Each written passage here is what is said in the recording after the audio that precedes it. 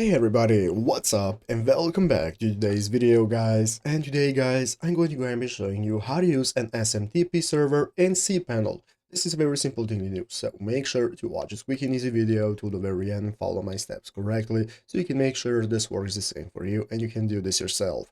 But yeah guys, let's get straight into it. So the first thing you want to do is to go ahead and open up the official cPanel website right here, cPanel.net if you have not already, and after opening it up, you'll be greeted by the main page where in the upper right corner you can get started with logging into your account and managing it. So if you do not already have an account, just go ahead and register, and if you already have one, just log in, and after logging in successfully you can get started setting up cPanel. So go ahead and set up cPanel on your account and on your computer, and now you can get started. This is the dashboard that you're going to go ahead and be greeted by, where you can go ahead and access your email, your files, databases, and so on. So basically guys, what we're looking for is right here in the email account section. You want to open up email accounts, but guys, as you can see right here on the official cPanel website, we can find an article how to use the SMTP in cPanel. Basically, we're going to access the email accounts that I have just showed you right here, and once you open up your email accounts, there is going to appear an option that says create. So you're going to click the plus button and the create button. That's going to enable you to go ahead and create a new SMTP server. So what you can do guys is follow the steps right here. You'll be able to find the username and the URL